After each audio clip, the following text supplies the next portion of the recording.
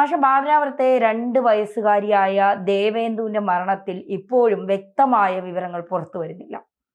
പ്രതി മാനസിക രോഗി, അത്തരത്തിലുള്ള പെരുമാറ്റമാണ് പ്രതിയുടെ ഭാഗത്തു നിന്നുണ്ടാകുന്നത്, പ്രതിയായ ഹരികുമാറിന്റെ ഭാഗത്തു നിന്നുണ്ടാകുന്നതെന്നാണ് പോലീസ് പറയുന്നത്. ഈ ഇത്തരം കേസുകളിൽ വലിയ രീതിയിൽ പോലീസ് ബുദ്ധിമുട്ടുന്നുണ്ട് കേസ് തെളിയിക്കാൻ എന്നുള്ളത്. എന്തായിരിക്കും ഇനി ഈ ബാലരാമപുരത്തെ കേസിൽ സംഭവിക്കാൻ പോകുന്നത്? പോലീസ് വളരെ ബുദ്ധിപൂർവവും അതുപോലെ സമയത്തതയോടുകൂടിയും ഈ വിഷയത്തിൽ ഇടപെടുകയും അതിൻ്റെ കാരണങ്ങൾ എന്താണെന്ന് കണ്ടെത്തുകയും ചെയ്യേണ്ടത് ആവശ്യമാണ്. കാരണം ഇത് സമൂഹത്തെ ഞെട്ടിച്ച ഒരു കൊലപാതകമാണ്. നമ്മളതിൻ്റെ അകത്ത് ശത്രുപക്ഷത്തെ ഒരു രാഷ്ട്രീയ പ്രസ്ഥാനത്തെയൊന്നും നമുക്ക് കാണാനായിട്ട് കഴിയുന്നില്ല. മറ്റ് സംവിധാനങ്ങൾ, അതായത് ഇൻസ്റ്റിറ്റ്യൂഷണലൈസ്ഡ് അല്ല ഇത് വ്യക്തി കേന്ദ്രീകൃതമാണ്. അപ്പോൾ നമ്മുടെ സമൂഹത്തിലെ വ്യക്തികളെല്ലാം ഇങ്ങനെയായി മാറിക്കൊണ്ടിരുന്നാൽ അത് നമ്മുടെ സമൂഹത്തെ അമ്പരപ്പിക്കുന്നതും ഭയപ്പെടുത്തുന്നതുമാണ്. കാരണം ഇങ്ങനെയാണെങ്കിൽ എന്തും ഏത് സമയത്തും നടക്കാവുന്നതാണ്. 2 വയസ്സുകാരിയെ ഒരാൾ പെട്ടെന്ന് അയാളുടെ ഉൾവിളി വന്നതിൻ്റെ ഫലമായിട്ട് വലിച്ചെറിഞ്ഞ് കൊല്ലുന്നു എന്ന് പ്രഖ്യാപിക്കുന്നു. അതല്ലെങ്കിൽ രാത്രി കരച്ചിൽ കേട്ടപ്പോൾ സഹിക്കാൻ പറ്റാത്തതിൻ്റെ പേരിലാണ് കൊല്ലുന്നത്. അതല്ലെങ്കിൽ ഈ കൊച്ച് വളർന്ന് വരുമ്പോഴേക്കും ഈ വീട് മുഴുവനും കടത്തിൽ മുങ്ങും, അങ്ങനെയുള്ളൊരു അന്ധവിശ്വാസം കൊണ്ട് ഏതോ സ്വാമി പറഞ്ഞിട്ട് അങ്ങനെ ഒരുപാട് കാരണങ്ങൾ പറയുന്നുണ്ട്. ഈ കാരണങ്ങൾ ഏതാണ് ശരി എന്ന് കണ്ടെത്തുക എന്നുള്ളതാണ് ഏറ്റവും പ്രധാനപ്പെട്ടത്. പക്ഷെ ഒരുപക്ഷെ ഈ പോലീസ് എന്ത് ചെയ്യുമെന്ന് വെച്ച് കഴിഞ്ഞിട്ടുണ്ടെങ്കിൽ അപ്പോൾ കിട്ടുന്നതായിട്ടുള്ള വാർത്തകളെല്ലാം പുറത്തേക്ക് കൊടുക്കുന്നതിൻ്റെ ഫലമായിട്ടാണ് ഇത് പത്രങ്ങളിലും അതേപോലെ തന്നെ ടെലിവിഷനിലും അതേപോലെ സോഷ്യൽ മീഡിയയിലും ഒക്കെ വ്യാപകമായിട്ട് പലതരത്തിലായിട്ടുള്ള പെറ്റുവരിക വളർന്നുകൊണ്ടിരിക്കുന്നതെന്ന് എനിക്ക് തോന്നുന്നു. അതിന് പകരം വളരെ കൃത്യവും സൂക്ഷ്മമായിട്ടുള്ള രീതിയിൽ ഇതിൻ്റെ പ്രശ്നങ്ങൾ എന്താണെന്ന് മനസ്സിലാക്കി അതാണ് പോലീസ് അവതരിപ്പിക്കുന്നതെങ്കിൽ ഇത്രയും ഭയചകിതമായ രീതിയിൽ ആ വാർത്തകൾ പടരില്ല എന്നാണ് എനിക്ക് തോന്നുന്നത്. എന്തായാലും ഒരു 2 വയസ്സുകാരിയെ കൊല്ലാൻ ഒരു തരത്തിലും ഒരു നമുക്കൊക്കെ ഒരു മനസാക്ഷി കുത്തുന്നൊക്കെ നമ്മൾ പറയുന്ന സംഭവം, അതൊന്നും ഇല്ലാത്ത മനുഷ്യർ നമ്മുടെ ഈ ഭൂമിയിലുണ്ട് എന്ന് പറഞ്ഞാൽ, അതും കേരളത്തിലുണ്ട് എന്ന് പറഞ്ഞാൽ, കേരളത്തിൻ്റെ പൊതു സാംസ്കാരിക സാമൂഹ്യ സ്വഭാവം എന്ന് പറയുന്നത് ഭ്രാന്ത് പിടിച്ചതായി മാറുകയാണ്. പലരും ചോദിക്കും, നേരത്തെ വിവേകാനന്ദൻ പറഞ്ഞിരുന്നത് ഭ്രാന്താലയമാണ്, അത് ജാതി കോമരങ്ങളുടെ തുള്ളിൽ കണ്ടിട്ടായിരുന്നു. ഇപ്പോൾ അതല്ല സ്ഥിതി. ഇപ്പോൾ ഇവിടെ നടക്കുന്ന മനുഷ്യർ ഒക്കെ തന്നെ മാനസിക വിഭ്രാന്തി പിടിപെട്ടിരിക്കുന്ന ഭ്രാന്തന്മാരായതുകൊണ്ട് പറയേണ്ട സ്ഥിതിയാണ്. ഓരോ സ്ഥലത്തു നിന്ന് വരുന്ന ഈ കൊലപാതക വാർത്തകളെന്ന് പറയുന്നത് അതിഭയാനകമായി മാറിക്കൊണ്ടിരിക്കുകയല്ലേ ചെയ്യുന്നത്. ഓരോ പ്രദേശത്തും എന്തിനാണ് അവർ ചെയ്യുന്നത് അല്ലേ? ചെന്താമരയെ പോലെയുള്ള ആളുകൾ, അതുപോലെ തന്നെ ചേന്നമംഗലത്തെ കുടുംബത്തെ ബൈക്കിൻ്റെ ഷോക്ക് അബ്സോർബർ കൊണ്ടൊക്കെ അടിച്ച് കൊല്ലുന്ന ഒരു രീതി, അതൊക്കെ എന്ത് ഭ്രാന്താണ് ശരിക്കും ഈ സമൂഹത്തിന് എന്ന് നമ്മളെ കൊണ്ട് സ്വയം ചോദിപ്പിക്കുന്നതും. അതുപോലെ വഴിയിലിറങ്ങാൻ ഇന്നത്തെ മനുഷ്യർക്ക് ഭയമാണ്. കാരണം എന്താ, നമ്മളിപ്പോൾ വഴിയിലൂടെ സഞ്ചരിക്കുകയാണ്, ഒരു ബൈക്കായിട്ട് സഞ്ചരിക്കുക. അപ്പോൾ അപ്പുറത്ത് വേറെ ബൈക്കുകാരൻ ശരിക്കും പറഞ്ഞാൽ അവൻ്റെ എല്ലാ റൂൾസും ട്രാഫിക് റൂൾസൊക്കെ തെറ്റിച്ച് അവൻ നേരെ വന്ന് നമ്മുടെ മെക്കിട്ട് കയറാൻ വരെയാണ് നേരി.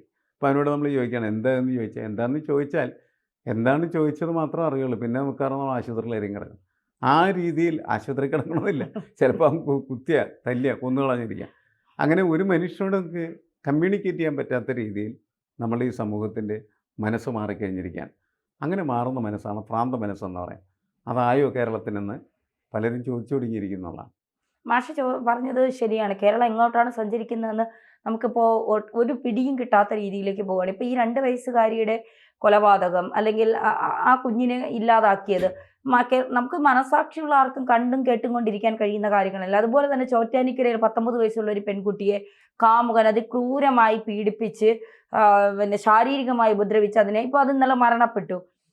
കഠിനംകുളത്ത് ഈ സോഷ്യൽ മീഡിയ വഴി പരിചയപ്പെട്ട ഒരു പെൺകുട്ടിയെ വിളിച്ചിറക്കിയിട്ടും ഭർത്താവിനെ ഉപേക്ഷിച്ചിട്ട് വരാൻ പറഞ്ഞിട്ടും കേൾക്കാത്തതിൻ്റെ ഫലമായി കാമുകൻ ലൈംഗിക ബന്ധത്തിനിടെ കഴുത്തറുത്ത് കൊലപ്പെടുത്തുന്നു.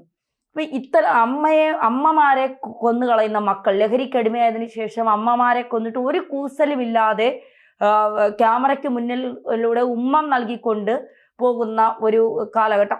ആ അച്ഛനും അമ്മയും സഹോദരങ്ങളുമാണെന്ന് പോലും ഇല്ലാത്ത ബന്ധങ്ങൾ വേറെ രീതിയിലേക്ക് പോകുന്ന കാലഘട്ടം.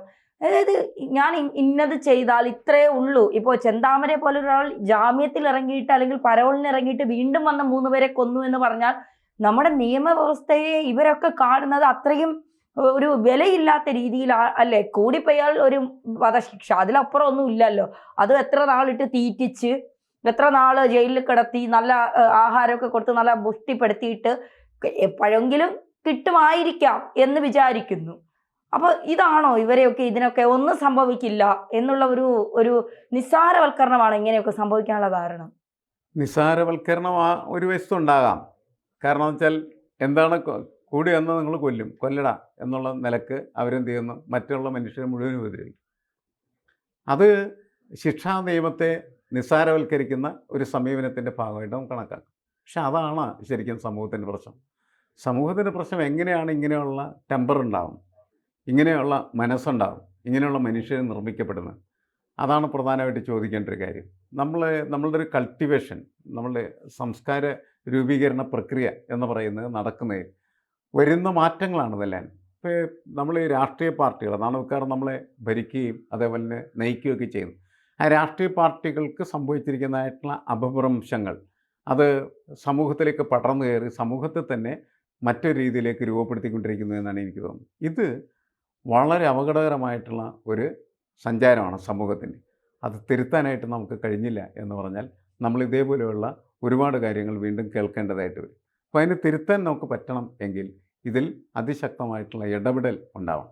ഇപ്പോൾ നോക്കൂ, കുറേ കാലങ്ങൾക്ക് മുമ്പ് ഇറ്റലി എല്ലാ തരത്തിലുള്ള ധാർമ്മിക മൂല്യങ്ങളും തകർന്ന് സമൂഹം തന്നെ അസാന്മാർഗമായിട്ടുള്ള വഴികളിലൂടെ സഞ്ചരിക്കാനായിട്ട് തുടങ്ങിയിരിക്കുന്നു. അവരുടെ അധാർമികമായിട്ടുള്ള പ്രവൃത്തികളെ മുഴുവനും തിരുത്തുന്നതിന് വേണ്ടി അക്കാലത്ത് ഒരു സാവണറോള എന്ന് പറയുന്ന ഒരു മനുഷ്യൻ, ഒരു പ്രവാചക രൂപം പ്രത്യക്ഷപ്പെടുകയും അയാൾ ഈ സമൂഹത്തെ നിരന്തരമായിട്ട് മാറ്റാനായിട്ട് പരിശ്രമിക്കുകയും ചെയ്യും. അപ്പോൾ നമുക്ക് നമ്മുടെ സമൂഹത്തിൽ അങ്ങനെയുള്ള ഒരു വലിയ ഒരു ടവറിങ് പേഴ്സണാലിറ്റിയുടെ ഒരു സാന്നിധ്യം ആവശ്യമാണ്. അല്ലെങ്കിൽ ഇന്ന് നിലനിൽക്കുന്നതായിട്ടുള്ള ഭരണ സംവിധാനം സമ്പൂർണ്ണമായിട്ടുള്ള രീതിയിൽ കേരളത്തിൻ്റെ മനസ്സിനെ ഒറ്റക്കെട്ടായിട്ട് ഇത്തരത്തിലുള്ള ക്രൂരം അതേപോലെ പൈശാചികമായിട്ടുള്ള പ്രവർത്തനങ്ങളിൽ നിന്ന് പിന്തിരിപ്പിക്കാനായിട്ട് പരിശ്രമിക്കുന്ന തരത്തിലുള്ളൊരു പ്രചരണം ആവശ്യമായിട്ട് വരും. അതില്ലെങ്കിൽ എന്താണെന്ന് നമുക്ക് നാളെ സംഭവിക്കാമെന്ന് പറയാനായിട്ട് പറ്റുകയില്ല. എല്ലാവരും പറയും നാട് മുഴുവനും മയക്കുമരുന്നാണ്, കഞ്ചാവാണ്. മയക്കുമരുന്നും കഞ്ചാവാണെന്ന് പറഞ്ഞിട്ട് എന്തായാലും ഈ മയക്കുമരുന്നും കഞ്ചാവും ഒക്കെ ഉപയോഗിക്കുന്നതായിട്ടുള്ള ആളുകളെ പിടിച്ച് ജയിലിലിടുകയാണ് ചെയ്യേണ്ടത്. അവർ പുറത്തിറക്കാനായിട്ട് അനുവാദം കൊടുക്കരുത്. അങ്ങനെ ജീവിക്കുന്നത് ശരിയല്ല എന്ന് എല്ലാവരെയും ബോധ്യപ്പെടുത്തുക എന്ന് പറയുന്ന പ്രധാനപ്പെട്ട ഒരു ലക്ഷ്യം നമുക്കുണ്ടെങ്കിൽ മാത്രമേ ഇതെല്ലാം നടക്കുകയുള്ളൂ. ഇതൊന്നും ഇല്ലെങ്കിൽ എന്ത് സംഭവിക്കുമെന്ന് ചോദിച്ചാൽ മനുഷ്യൻ കാടന്മാരായി മാറുന്നു, അല്ലെങ്കിൽ പ്രാകൃത ജീവികളായിട്ട് മാറുന്നു. പ്രാകൃത ജീവികളുടെ ഭ്രാന്ത് എല്ലായിടത്തും പടർന്നു കയറുന്നു. ആ സ്ഥിതിയാണ് നമ്മളെ ഭയപ്പെടുത്തുന്നത്. ഈ ഇത്തരം മരണങ്ങൾ, ഇത്തരം കൊലപാതകങ്ങൾ, ഇതൊക്കെ ഈ ചില കൊലപാതകങ്ങളൊക്കെ കാണുമ്പോൾ നമ്മൾ വിചാരിക്കും ഇത് എന്തിനാണ് അപ്പം ഇത് ചെയ്തത് എന്ന് തന്നെ നമുക്ക് തോന്നുന്ന ഒരു അവസ്ഥയിലേക്ക് പോകുന്നു.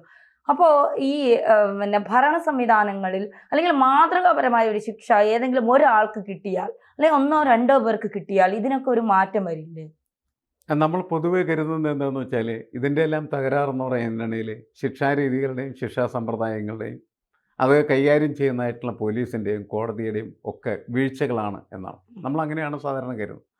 ഇപ്പോൾ പോലീസ് ചെന്താമരയുടെ കാര്യത്തിൽ ഒരു പത്രത്തിൽ വന്ന വാർത്ത എന്ന് പറഞ്ഞാൽ പോലീസ് നിങ്ങൾ കൊല്ലിച്ചില്ലേ എന്നാണ് ചോദിക്കുന്നത്.